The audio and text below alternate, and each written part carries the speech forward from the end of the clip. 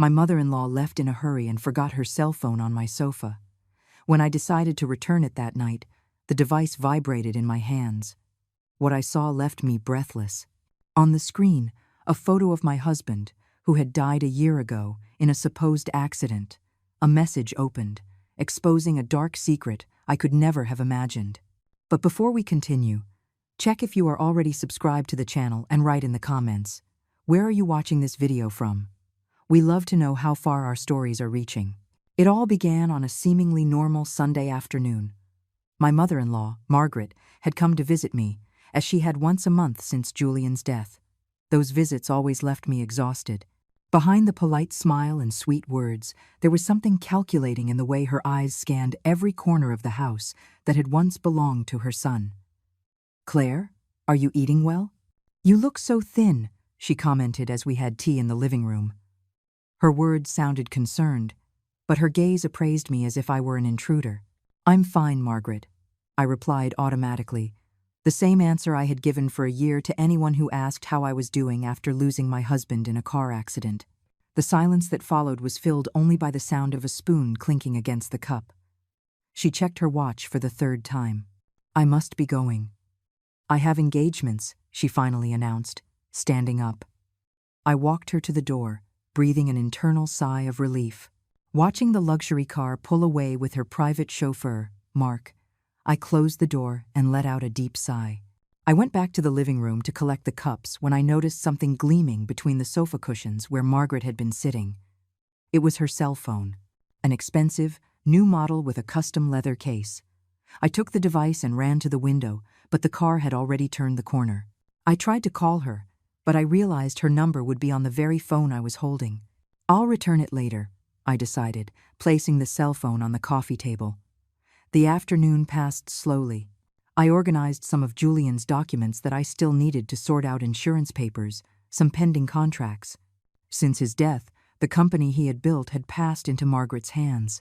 She insisted I didn't have the experience to manage the business, and in my fragile state during those first few months, I just nodded and signed the documents that left me on the sidelines of the life we had built together. Around 9 o'clock at night, as I was preparing to take the cell phone to Margaret's house, the device began to vibrate on the table. The screen lit up, and my heart stopped. The photo that appeared was of Julian, my Julian, with that contagious smile, wearing the blue shirt I had given him for our last wedding anniversary. My hands were shaking so much I almost dropped the phone. A message notification was blinking. With a lump in my throat, I unlocked the screen. Fortunately, Margaret had shown me the unlock pattern once during an emergency at the hospital. The message was from a contact saved with the name Julian. "Transfer complete. Same amount as always. When can we see each other?" I'm tired of this game. I felt my body go cold. What was this? Why would Margaret have her own son's contact saved on her phone a year after his death? And who was sending messages from this number? With my heart pounding, I opened the full conversation. There were dozens of messages exchanged over the last few months. All about money transfers, secret meetings, and mentions of an accident that had to remain a secret. The hush money arrived. "You know no one can find out about the accident," one of the older messages read.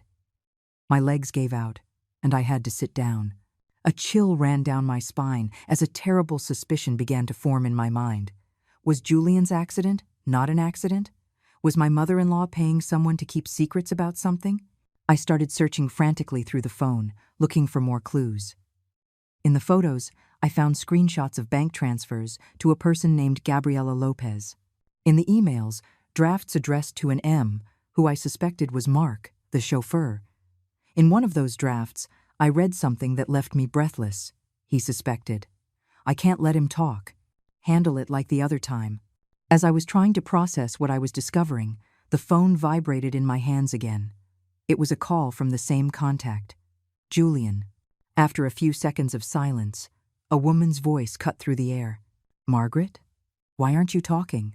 Are you afraid someone will discover our secret?" I hung up immediately, my hands trembling and my breath shallow. That voice was cold, controlling, and that woman, whoever she was, knew something about Julian's death. At that moment, as the pieces began to click into place in my mind, The doorbell rang loud, insistent, desperate. I looked through the peephole and saw Margaret standing on the doorstep, her face twisted into an expression of panic I had never seen before. And I knew, in that instant, that my life was about to change forever. My heart hammered against my chest as I watched Margaret through the peephole. Her normally controlled expression was undone, panic evident in her wide eyes and the way she repeatedly pressed the doorbell. Behind her, I could see the dark car parked with Mark at the wheel. For a moment, I froze. The cell phone in my hand felt like it weighed a ton. Should I open it? Should I confront her? Quickly, I hid the phone in the pocket of my robe and took a deep breath, trying to compose my most normal expression. 1 minute, I shouted, pretending to be busy. When I opened the door, Margaret practically forced her way past me, pushing inside. "Claire, dear," she said in an oddly strained voice. "I think I forgot my cell phone here. Did you see it?" Her eyes darted around the living room frantically. These were no longer the calculating eyes that watched me with disdain. They were the eyes of someone desperate, panicked. "Cell phone?" I repeated, trying to buy time. "I didn't notice anything, but I can help you look." She didn't answer, going straight to the sofa where she had been sitting. She tore off the cushions violently, throwing them to the floor. "I'm sure I left it here," she muttered, more to herself than to me. I watched her rummage through the room, feeling the weight of the device in my pocket. The woman in front of me was no longer my polished, restrained mother-in-law. This was a person capable of conspiring against her own son. A murderer. "Maybe it fell in the car," I suggested, keeping my voice steady even though my entire body was trembling. She spun toward me abruptly. Her eyes studied me, suspicious. "We already checked the car," she replied curtly. "Claire, are you sure you didn't see my phone? It's very important." In that moment, I made a decision that would change everything. I looked her directly in the eyes and said, "Actually, I did find it. I was just about to bring it to your house." Brief relief washed over her face, quickly replaced by caution. "Where is it?" "Give it to me now." She extended her hand, impatient. "First," I said, surprising both of us with my firmness, "I want to understand why you have Julian's number saved on your phone and why someone is sending messages from that number a year after his death." The blood drained from Margaret's face. Her outstretched hand trembled and then fell to her side. For a second, I thought she might faint. Then, as if a mask snapped back into place, her expression hardened. "You read my private messages?" Her voice was an icy whisper. The phone rang. I saw my husband's picture on the screen. I answered, every word loaded with a rage I never knew existed inside me. "Who is Gabriela Lopez, and why are you paying her? What really happened to Julian?" Margaret took a step in my direction, and I instinctively stepped back. "You don't know what you're talking about. Give me the phone now and forget what you saw, for your own good, Claire." It sounded like a threat, and it was. I realized it by the way her eyes narrowed, calculating something. She glanced briefly toward the window, where the car with Mark was waiting, and then back at me. "No," I replied, surprising myself with my own courage. "I'm not giving anything back until I know the truth. Julian didn't die in an accident, did he? What did you do to him?" She stood motionless for a long moment, as if considering her options. Then, her lips curled into a cold smile I had never seen before. "You were always naive, Claire, believing in that facade of a perfect marriage. Julian was about to ruin everything I built. He discovered things about the business that needed to stay buried. He was going to report me. Did you know that? My own son." The words dripped from her like venom, and each one struck my heart like an arrow. "So you ordered him killed?" I managed to ask, my voice almost disappearing. "I protected what's mine," she replied simply, as if discussing any business decision. "And now you're in my way, too. Do you really think you can do anything against me? I'm the one in control of everything now." Just then, I heard the sound of the back door opening. Mark had come in from behind, while Margaret distracted me. Panic consumed me. They had come to silence me, just as they did with Julian. "Help!" I screamed instinctively, running toward the front door. Margaret tried to grab me, but I managed to dodge her. Mark appeared in the living room entrance, blocking my escape to the kitchen. I was cornered. "There's no use screaming, Claire," Margaret said with terrifying calm. "No one is going to hear you, and even if they do, what will they see? Just a disturbed widow having a nervous breakdown. A tragedy, but predictable after everything that's happened." Mark approached slowly with something that looked like a syringe in his hand. My eyes darted around the room desperately, searching for an exit, a weapon, anything. "It will be quick," my mother-in-law continued. "Then we'll find your body. An overdose, perhaps. So sad you couldn't get over your husband's death." In that moment, I made the only decision I could. I pulled the cell phone from my pocket and held it up. If anything happens to me, the police will receive all the messages. I've already forwarded them to my email and to friends. It was a lie, but the only chance I had. Margaret hesitated, her eyes fixed on the device in my hand. "You're lying," she said, but there was doubt in her voice. "Do you want to take that risk? I have copies of everything. The transfers to Gabriella, the emails to Mark, the messages about the accident. What do you think the police will think?" Mark stopped, looking at Margaret for guidance. She seemed to be calculating her options, a vein pulsing in her forehead. "Mark, get her phone. Check if she really sent anything." The chauffeur advanced in my direction, but in that instant, I did something even I didn't expect. I ran to the window and threw it open with a sharp movement. "One more step, and I'll throw the phone onto the street," I yelled, stretching my arm outside. We were on the second floor, and there was movement of people passing below. Margaret froze. "Claire, be reasonable. Let's talk like adults." Her tone changed completely, now trying to calm me as if I were a child throwing a tantrum. "It's over, Margaret. You're going to tell me exactly what happened to Julian, or this phone will end up in the hands of the police." The silence that followed was heavy, charged with tension. I saw the look Margaret exchanged with Mark, a look that said everything. They couldn't kill me there. Not right then. Not with evidence that could get away. "Mark, wait in the car," she finally ordered. The chauffeur hesitated but obeyed, leaving through the back door. When we were alone, Margaret sat on the sofa, suddenly looking aged. "What do you want to know?" she asked, defeated. "Everything," I replied, still holding the phone tightly. "Starting with who Gabriella Lopez is." "Gabriella Lopez," Margaret sighed, saying the name as if it were a curse. "She was Julian's partner in a side project, and venture he kept hidden from me." Still holding the phone tightly, I sat in the opposite chair, keeping my distance. My entire body was on high alert, ready to run if necessary. "What kind of project?" I asked, trying to piece together the puzzle of my husband's secret life. "Real estate.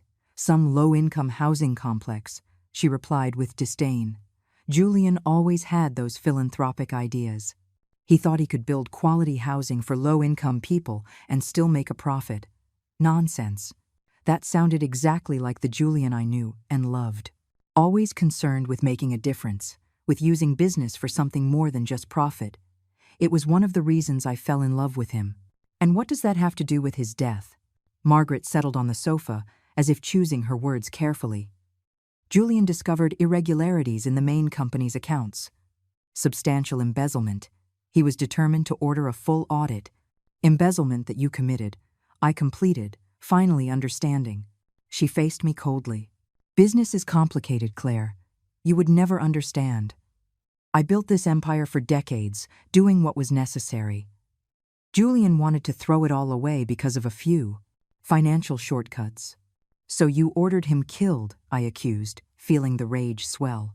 "Your own son?" "Don't be dramatic," she retorted, but she didn't deny it. "It was a necessary adjustment.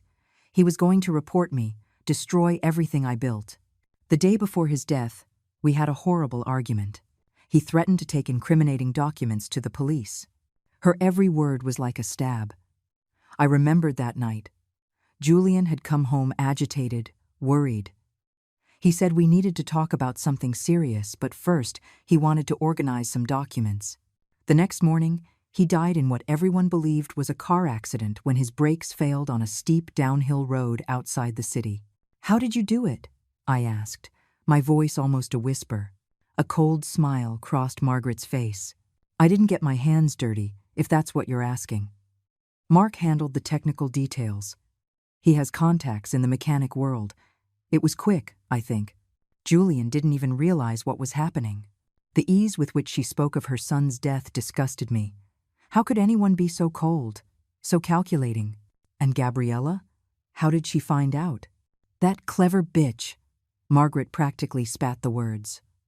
After Julian died, I found the documents for his project. I tried to take control, but she had proof of the partnership. She started asking questions about the accident, implying she knew something. To keep her quiet, I had to pay.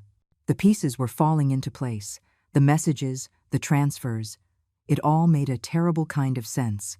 And why save her contact with Julian's name and photo? I asked, still confused about that detail. A sentimental slip, perhaps, she replied with a shrug. Or just a reminder of why I'm paying that woman. I looked at the phone in my hands, the evidence of a horrendous crime, of a conspiracy that had taken Julian from me, the man I loved, killed by his own mother to protect dirty business. I'm taking this to the police, I declared. Margaret laughed, a harsh, humorless sound. And what exactly are you going to say? That you broke into my phone? That you read private messages? The messages are vague, Claire. Nothing there is an explicit confession. It will be your word against mine. An emotionally unstable widow against a respected businesswoman. I have the bank transfers, the emails to Mark, legitimate transfers to a business partner. Emails that could mean anything, she cut in. Not to mention I have the best lawyers money can buy. A heavy silence fell between us. She was right, I realized with desperation. Even with the phone, it would be difficult to prove anything concrete. I needed more, a clear confession, irrefutable proof. What do you want, Claire? Margaret asked, suddenly pragmatic. Money? I can be generous. A lifetime pension, perhaps? Or would you prefer a stake in the company? We can reach an agreement. She was offering me a bribe. She wanted to buy my silence, just as she bought Gabriella's, as if she could put a price on Julian's life, on my love, on justice. I want the truth, I replied firmly. And I want justice. Margaret stood up, elegantly adjusting the expensive clothes she wore. Truth rarely brings peace, Claire, and justice is a relative concept. Think about my offer. You can have a comfortable life, or you can destroy yourself trying to fight an impossible battle. She walked to the door, stopping before she left. I'll let you keep the phone for now. Consider it a gesture of good faith. When you're ready to be rational, call me. The door closed softly behind her, leaving me alone with my chaotic thoughts and a cell phone full of dark secrets. I spent hours sitting in the living room, mentally replaying every word of our conversation. Margaret was right about one thing. It would be almost impossible to prove anything with just the messages and emails. I needed more. I needed to find Gabriella Lopez. With trembling hands, I picked up Margaret's phone again. There were dozens of messages exchanged with the contact saved as Julian. If Gabriella was on the other end of those messages, maybe there was something that could help me find her. I went back to the beginning of the conversation, carefully reading each exchange. After almost an hour, I found what I was looking for. In one of the oldest messages, Gabriella mentioned a meeting at a cafe downtown, the Daily Grind.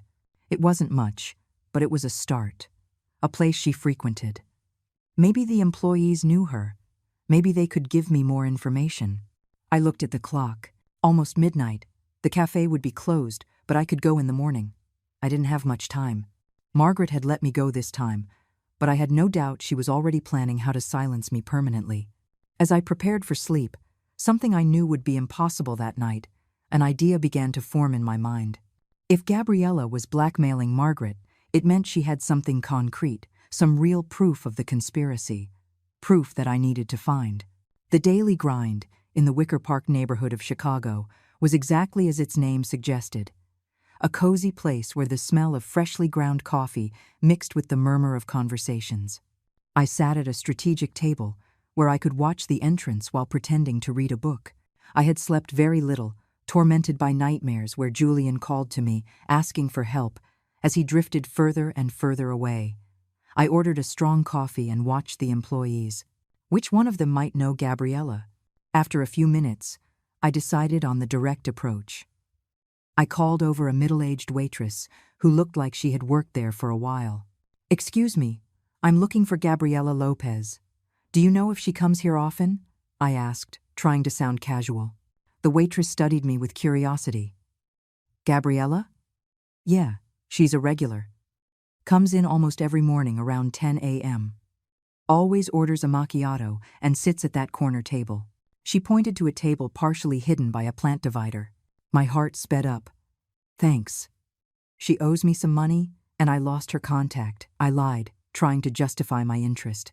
The waitress smiled, clearly not convinced by my story, but too professional to question it. "Well, it's 9:45. If you wait a bit, you might get lucky today."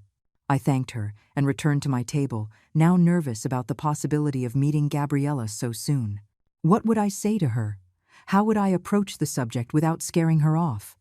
She could be dangerous or involved in Julian's death in some way I didn't know. Exactly at 10:05, the cafe door opened and a woman entered, tall, elegant, in a well-tailored suit, with her hair pulled back in a flawless bun. She moved with natural confidence, greeting the employees like old acquaintances. Something about her vaguely reminded me of Margaret, the same haughty posture, the same air of authority. I watched her place her usual order and head to the corner table. I waited for her to get settled before I stood up, my heart beating so loud I thought everyone in the cafe could hear it. With steps I tried to keep steady, I approached her table. "Gabriela Lopez?" I asked, my voice more shaky than I wanted. She looked up from her tablet, analyzing me with a sharp gaze. "Yes, and you are." "Claire," I replied simply. "Claire Morales." Her face changed instantly. Recognition flashed in her eyes, followed by an expression I couldn't quite decipher. Alarm? Interest? Caution? "Julian's widow," she said, not as a question, but a statement. "Please, sit down." I obeyed, feeling strangely intimidated. Up close, I noticed Gabriela was younger than she appeared from a distance, probably my age. Her eyes were sharp, calculating. "How did you find me?" she asked directly. I hesitated for a moment, then decided on honesty. I took Margaret's cell phone out of my bag and placed it on the table. "My mother-in-law forgot this at my house yesterday. I saw messages from you coming from a contact saved as Julian." Gabriela looked at the phone as if it were a bomb about to explode. Her eyes narrowed. "You read the messages?" "Yes," I admitted. "And after that, Margaret told me about the accident. About what she did to my husband." Gabriela glanced around discreetly, checking if anyone could hear us. She leaned forward. "Margaret told you? She just confessed to murdering her own son?" There was disbelief in her voice. She admitted she had Mark handle the technical details, that Julian had discovered embezzlement in the companies and was threatening to report her. A bitter smile formed on Gabriela's lips. Typical of her. Always distancing herself from the filth, subcontracting the dirty work. "You were his partner," I stated, remembering what Margaret had said, "on a housing project." Gabriela nodded slowly. "Julian was brilliant. He had vision. He wanted to use part of the company's profits to create affordable, high-quality housing. Your mother-in-law, obviously, thought that was a waste of resources." "Why are you taking money from her?" I asked, getting straight to the point.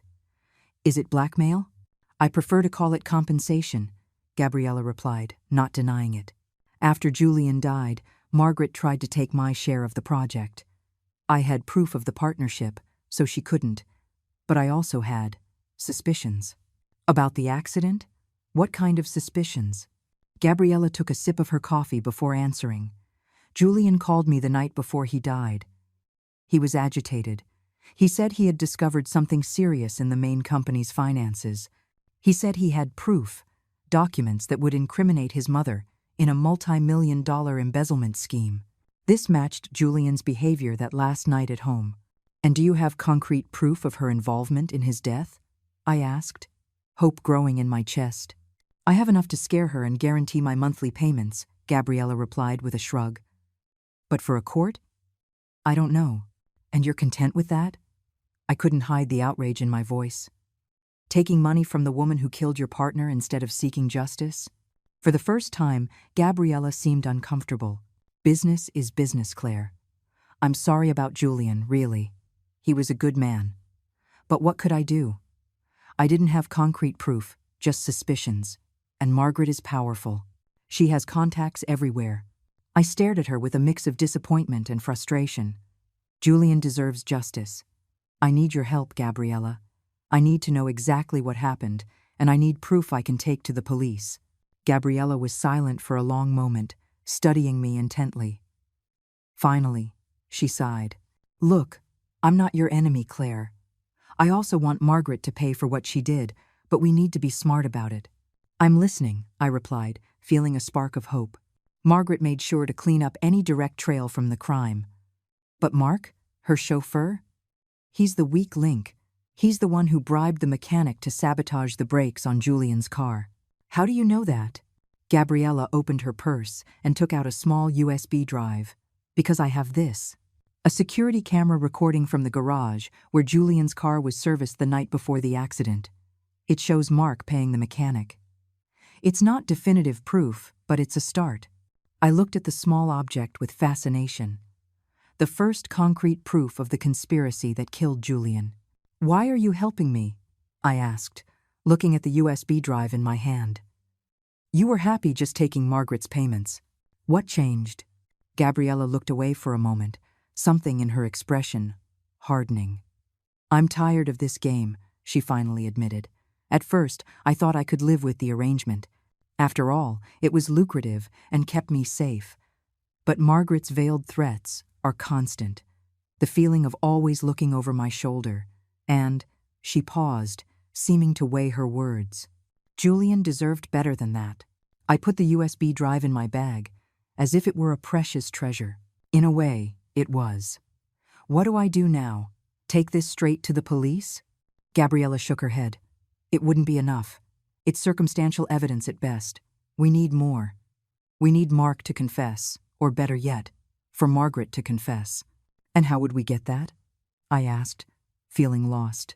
A calculating gleam appeared in Gabriella's eyes, so similar to Margaret's that it sent a chill down my spine.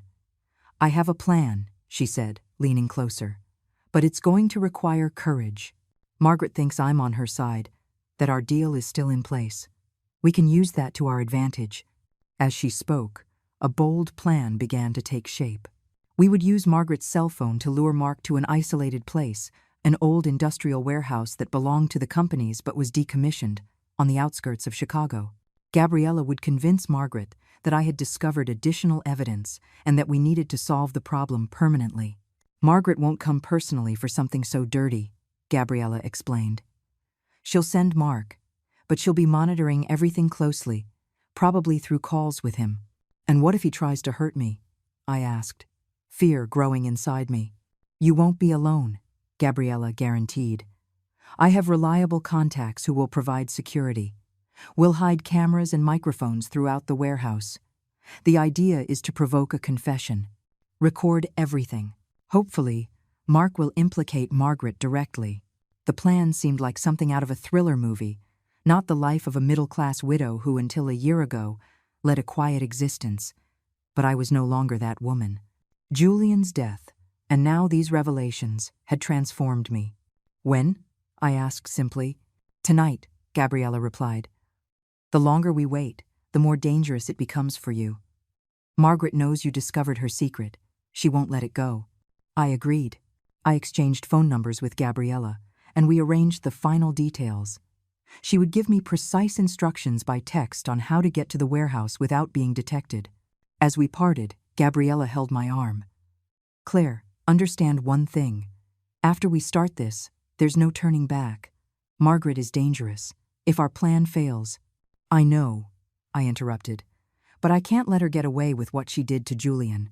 I returned home, careful not to be followed, feeling the weight of the USB drive in my bag and fear in my heart. The next few hours were torture. I checked the windows and doors countless times, jumping at every noise. I mentally rehearsed what I would say when I confronted Mark. How would I react if things went wrong? Around 5 p.m., I received the message from Gabriella with the exact coordinates and instructions on how to get there. I had to wear dark clothes, leave my cell phone at home so I couldn't be tracked, and take a regular taxi instead of using apps that could leave a digital trail. I put on a black outfit, pulled my hair back, and put on a dark face mask and large glasses to make recognition difficult. At the last minute, I decided to bring a small pair of sewing scissors that I kept in a drawer. They weren't a real weapon, but they gave me some sense of security. The taxi dropped me off a few blocks from the warehouse, as we had agreed. I walked the rest of the way, my whole body tense, alert to any suspicious movement.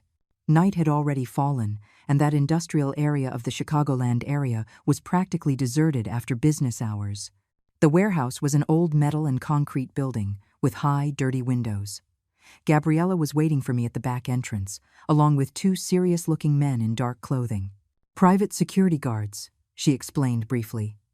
"Everything is ready," she informed me, guiding me inside. Cameras installed at strategic points. High-sensitivity microphones near the main entrance. The car is parked across the street, hidden behind that stack of containers. "You'll stay there with me, monitoring everything." "And when Mark arrives?" I asked. "We'll let him in and wait a bit. When he seems anxious enough, you go in. The guards will be positioned to intervene if necessary, but ideally, he won't see them until it's too late to run." We crossed the empty warehouse, our voices echoing in the large space. Gabriella showed me the tablet where we could watch the footage from the hidden cameras. Then, we positioned ourselves in the car, a dark sedan with tinted windows, from where we could observe the warehouse entrance without being seen. Now, we had to wait. Gabriella had sent a message to Margaret through her phone, which was still in my possession. The message, supposedly from Gabriella, read, "Emergency. Claire found out everything. She has proof of the involvement in Julian's death. She's threatening to go to the police. Meet me at the warehouse in the industrial zone to resolve this. Come alone and bring that document we discussed. Don't reply to this message. Just come." "Margaret won't come personally," Gabriella explained. "She'll send Mark to deal with the problem. The document is our code for something he needs to bring. Probably a weapon or something to simulate another accident." The hours passed slowly. Every minute felt like an eternity as we waited in the tense silence of the car. Gabriella checked the tablet regularly, ensuring the cameras were still working. Finally, around 10 p.m., headlights cut through the darkness. A black car, the same one I had seen Mark driving the night before, approached the warehouse slowly. "It's him," I whispered, feeling my heart skyrocket. Mark parked and stayed inside the vehicle for a few minutes, probably checking the perimeter. When he finally got out, I noticed he was carrying a small briefcase under his arm. He looked in all directions before entering the warehouse.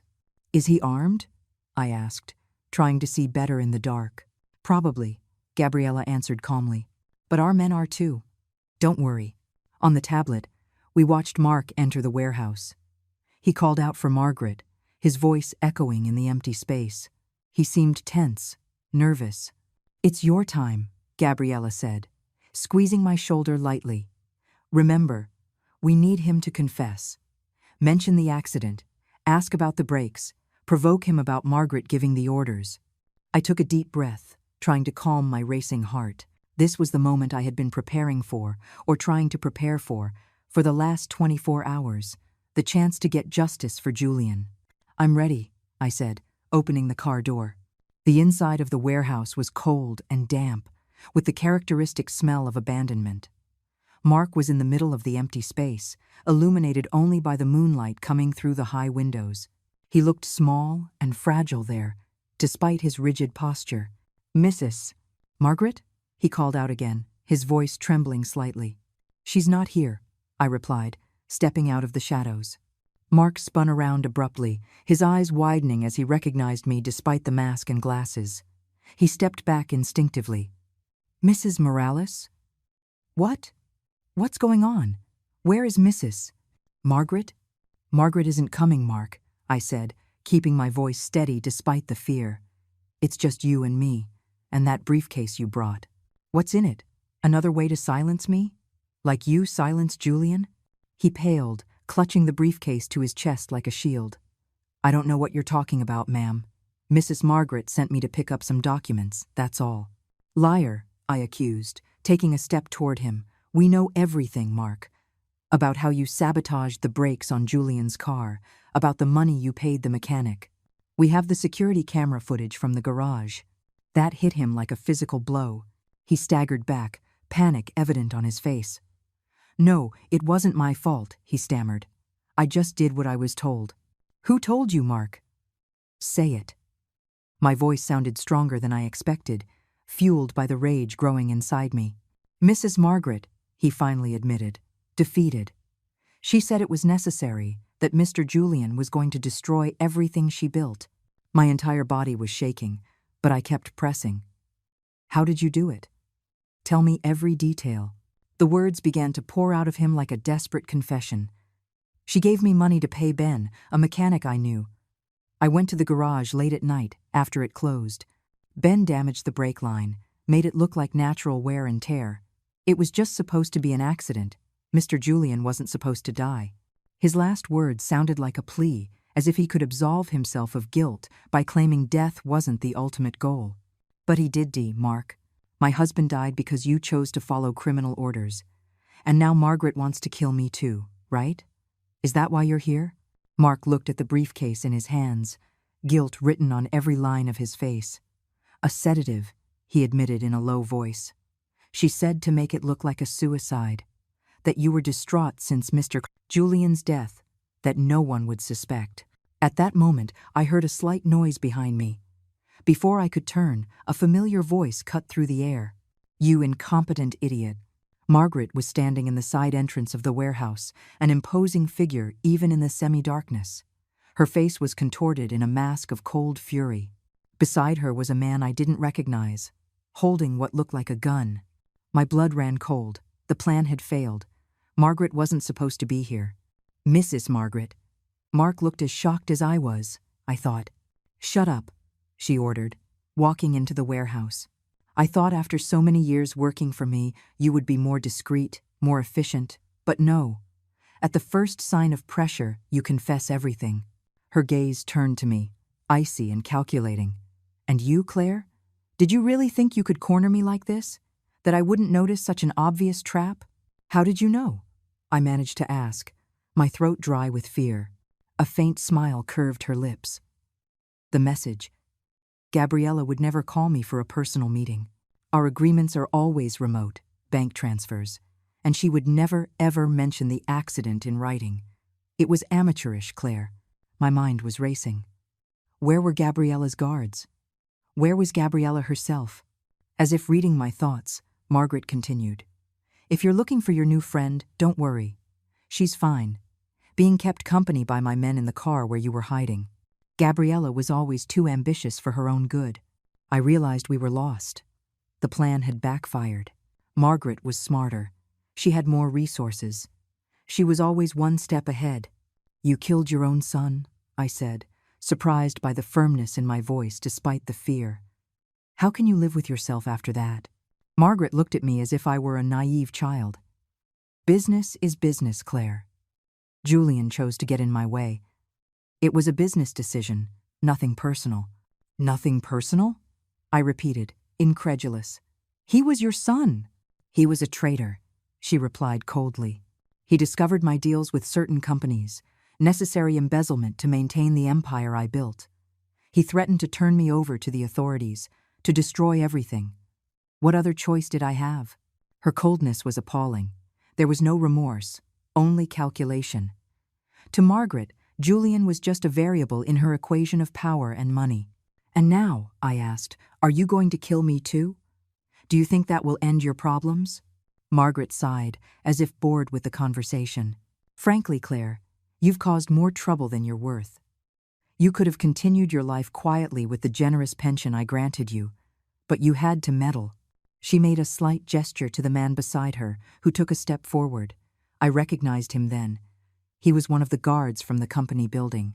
Another employee, loyal to Margaret, willing to do her dirty work. "It will be quick, I promise," Margaret said, almost gently. "Mark, give me the syringe." Mark, visibly trembling, handed her the briefcase. Margaret opened it and removed a syringe filled with a clear liquid. "An efficient cocktail," she explained. "It will look like a heart attack." The poor widow, consumed by grief, succumbed to the pain of loss. How tragic. I backed away instinctively, my hand finding the small scissors I had hidden in my pocket, a useless object against a gun, but it was all I had. "You're not going to get away with this," I said, trying to buy time. "Gabriella has copies of all the evidence. If something happens to me, it all goes to the police." Margaret laughed. "A weak bluff, Claire. Gabriella is too smart to leave evidence lying around. She knows the value of insurance, but she also knows the value of being the only one who has it." I was cornered. My eyes scanned the warehouse, desperately searching for an exit. That's when I noticed movement in the shadows behind Margaret. I kept my gaze fixed on her, trying not to give away what I had seen. "Before you do this," I said, my voice calmer now, "I want to know one thing. Julian's will, you forged it, didn't you? To take control of everything." Margaret seemed slightly surprised by the change of topic, but answered with pride. "Of course, Julian had left everything to you, the sentimental fool, but it was easy to replace the document while you were lost in grief." "And the embezzlement? How much exactly did you steal from the company?" A smug smile formed on her face. "Millions, dear. Over decades. Enough to ensure that no one could ever touch me. I have judges, politicians, all on my payroll." As she spoke, the shadows behind her moved slowly. I recognized Gabriella's 2 guards approaching stealthily. There was still hope. "And you really think you can silence everyone?" I continued, keeping her attention on me. "Mark, me, Gabriella. How many more people will you have to kill to protect your secret?" Margaret shrugged. "As many as necessary. In the business world, Claire, only the strong survive. And I." Her words were interrupted by the sound of sirens in the distance, getting closer quickly. Blue and red lights began to illuminate the high windows of the warehouse. Margaret's face transformed into pure fury. "What did you do?" she hissed. In that instant, Gabriella's guards advanced from the shadows. One of them immobilized the armed man with surprising speed, while the other grabbed Mark, who didn't even try to resist. Margaret was paralyzed for a moment, the syringe still in her hand. Then, with a quick movement, she lunged at me. I managed to dodge her, but I felt the needle graze my arm. Before she could try again, Gabriella emerged from the side entrance, limping slightly, but with a triumphant expression. "It's over, Margaret," she declared. The sound of several police cars parking outside filled the air. Armed officers flooded the warehouse, shouting orders.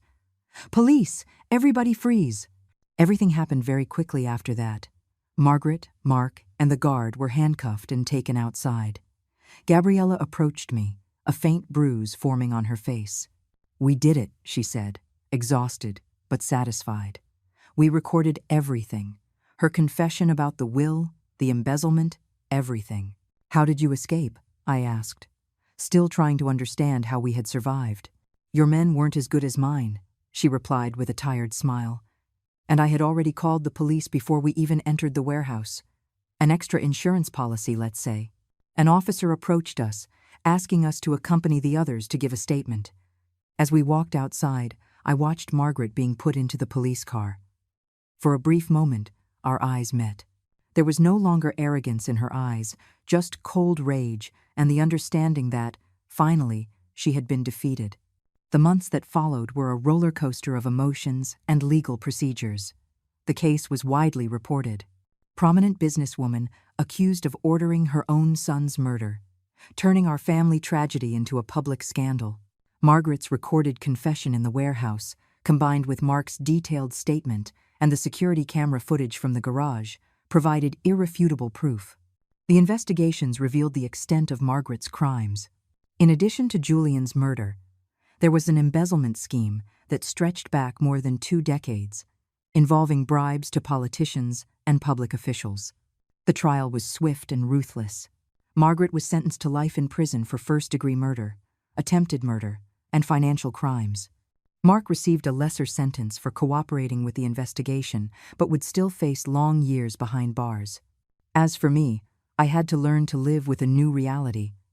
Julian's original will was found in a secret safe of Margaret's, confirming that I was the true heir to a large part of the assets and the company. Suddenly, I found myself at the head of a business empire I never wanted to command. Gabriella became a valuable ally in that process.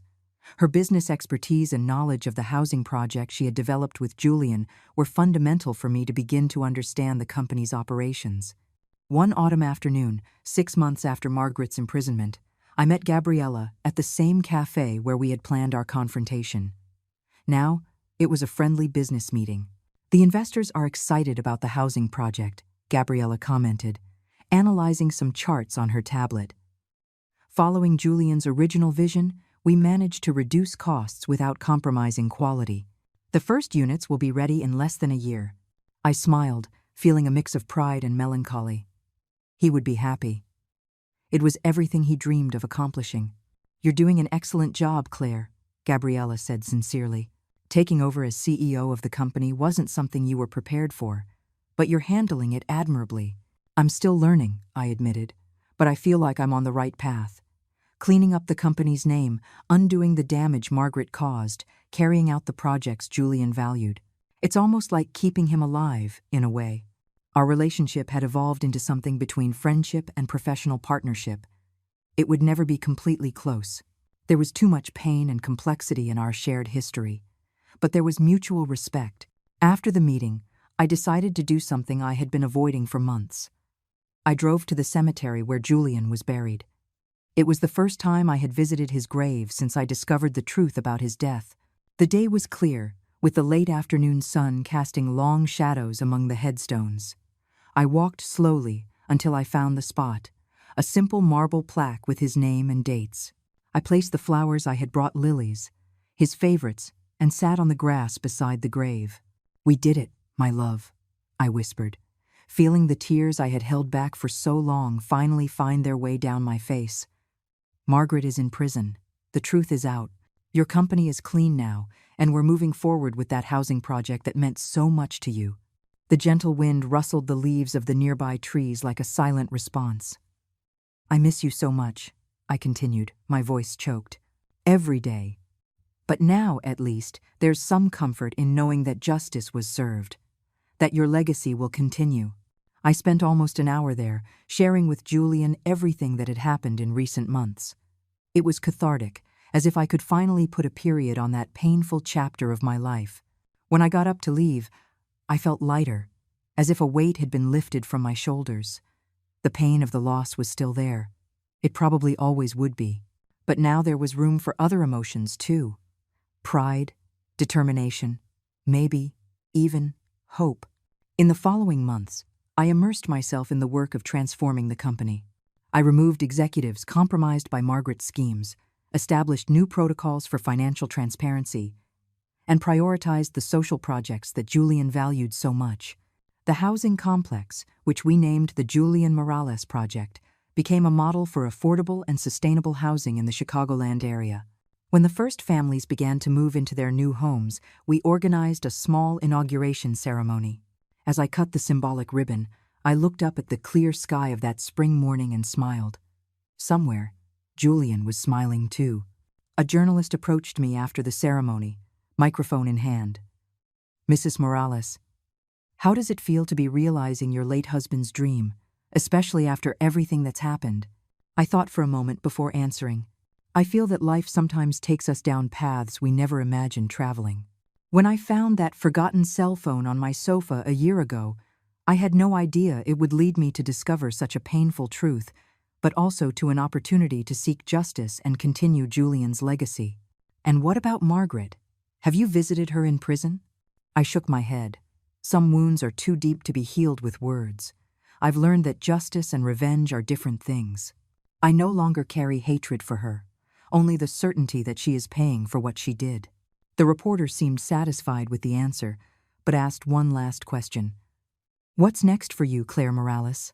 I looked at the housing complex, at the families already beginning to make that place their home, at the future we were building. "To continue," I replied simply. "To continue building, growing, learning." Julian taught me that we can use the power of business to do good. That will always be our company's true north as long as I am at the helm. That night, alone at home, I opened a bottle of wine that Julian and I had been saving for a special occasion. I poured a glass for myself and placed another beside it, in his memory. Sitting on the balcony, watching the stars, I thought about how life could change in an instant. A forgotten cell phone, a photo on the screen, a revealing message, and nothing was ever the same again. The pain of betrayal and loss would never completely disappear, but now there was room for something more, for purpose, for a new beginning, for, perhaps one day, even happiness. I raised my glass to the starry sky. For you, my love, for justice, for new beginnings. And for the first time in a long time, the smile that came to my lips was not forced or melancholy. It was real, genuine, a reflection of the peace I was finally beginning to find. 3 years passed since that fateful night when I discovered the truth about Julian's death. Time, that ruthless and generous teacher, slowly transformed my pain into something more bearable, a scar that, although permanent, no longer hurt with every movement. The company, now rebranded as the Morales Group, thrived under a new business philosophy. The housing project we started expanded to 3 cities, providing decent housing for hundreds of families. Each new opening was like a small tribute to Julian's vision. That morning, as I was getting ready for another day of work, I received an official envelope. It was a notification from the prison system. Margaret had requested a visit from me. After 3 years of absolute silence, she wanted to see me. My first reaction was to refuse. What could we possibly have to talk about after everything? But something inside me, curiosity, a need for closure, or maybe just the desire to understand, made me accept. The women's prison was a cold, oppressive place, despite attempts at humanization. I was led through gray corridors to a visiting room with fixed tables and plastic chairs. When Margaret entered, escorted by a guard, I almost didn't recognize her. The 3 years in prison had left deep marks. Her hair, once impeccably dyed and styled, was gray and lifeless. Her face, once firm and authoritarian, was marked by deep wrinkles. But her eyes, those cold, calculating eyes, remained the same. "Claire," she said, sitting across from me. Her voice was hoarse, as if she spoke little. "Thank you for coming. Why did you call me here, Margaret?" I asked directly, without preamble. She studied me for a moment before answering. "You're different, stronger. The company must be doing well under your command." I didn't respond. I wasn't there to discuss business. Margaret seemed to understand my silence. "I called you because I'm dying, Claire. Cancer. Terminal. The doctors give me a few months, at most." The news took me by surprise. I didn't expect to feel compassion, but something like it crossed my heart. "I'm sorry," I said automatically. "Don't be," she replied with a faint, bitter smile. "That's not why I'm telling you. I just want to put some things in order before I go." Margaret spread her wrinkled hands on the table. "I've never regretted anything in my life, Claire. Every decision I made was calculated, thought out to protect what I built. But there's something about facing death that makes you look back differently." I remained silent, watching her intently. It was hard to believe anything that came from that woman. "Julian was like his father," she continued, a distant look in her eyes. "An idealist. He believed he could change the world. I always knew he would end up turning against me one day. It was only a matter of time." "That doesn't justify what you did," I replied, keeping my voice firm. "He was your son." In my distorted mind, it was him or me, Margaret admitted, without a hint of emotion in her voice. The empire I built, the power I conquered, they were always more important than any family tie. I realized too late that I was wrong. I studied her face, searching for any sign of genuine remorse, but I only found the same calculating mask as always. "If you called me here expecting forgiveness, Margaret, you're wasting your time." She laughed, a harsh sound that soon turned into a dry cough. "Forgiveness? No, Claire.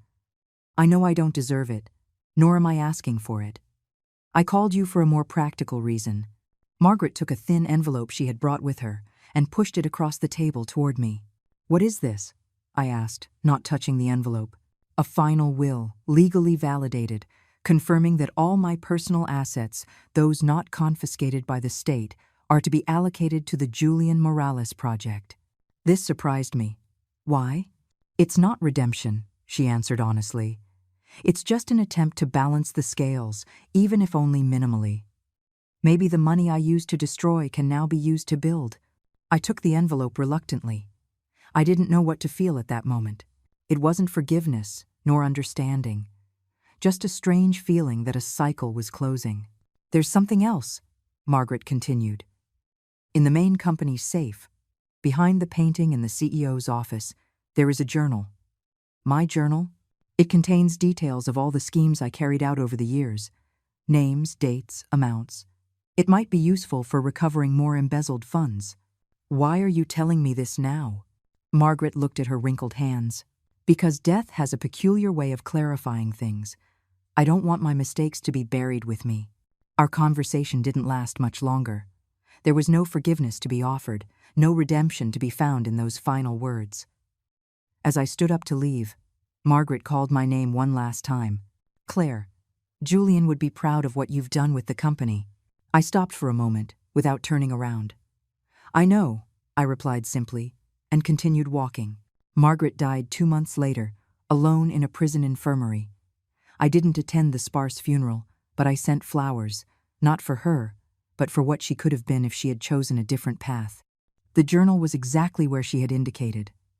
The information it contained allowed us to recover millions in diverted funds, which were directed to the expansion of the company's social projects. Life went on. The pain of Julian's loss never completely disappeared, but I learned to live with it, to transform it into fuel to do the good he always wanted to bring into the world. On a sunny spring afternoon, 5 years after the discovery of the cell phone that changed everything, we inaugurated the largest unit of the Julian Morales project to date, a complex that combined affordable housing, a community center, a school, and green space in a previously neglected neighborhood. Gabriella was by my side during the opening ceremony. Our professional partnership had blossomed over the years, built on mutual respect and a shared goal. "He would be proud," she said, as we watched families exploring their new homes. "Yes, he would," I agreed, feeling a peace that took years to find. That night I returned home. No longer the house I had shared with Julian, but a new apartment that represented my new beginning. On the coffee table was a picture frame with the photo of my husband smiling, wearing his favorite blue shirt. I looked at that image that had once caused me so much shock and pain when it appeared on the screen of a forgotten cell phone. Now, it brought only sweet memories, the memory of a love that, even interrupted by tragedy, had changed my life forever. I sat on the balcony with a glass of wine, watching the sunset color the sky. Life had taken me down paths I never imagined, traveling from grief to discovery, from discovery to the fight for justice, and from justice to rebuilding. It hadn't been easy. There were days when the weight of loneliness seemed unbearable, nights when I woke up screaming from nightmares about that night in the warehouse. But every emotional scar was a reminder that I had survived, that I had found strength where I thought none existed. The truth behind Julian's death had been revealed by a simple accident: a forgotten cell phone on a sofa, a picture on the screen, a revealing message. What would my life have been like if Margaret hadn't forgotten her phone that day? I probably never would have known the truth. I would have continued living in ignorance, believing the lie of the accident. Sometimes destiny pushes us into the abyss, only to show us that we have wings to fly. I raised my glass in a silent toast to the darkening sky. For you, Julian. For everything you taught me. For everything we are still building together, even if you're not here to see it. And I smiled, no longer with sadness, but with the serenity of someone who finally found their way after the storm. Now, if you like this story, click subscribe and tell me in the comments which part left your jaw on the floor. Oh, and don't forget to become a member to get access to exclusive videos that I don't post here. I'll be waiting for you there.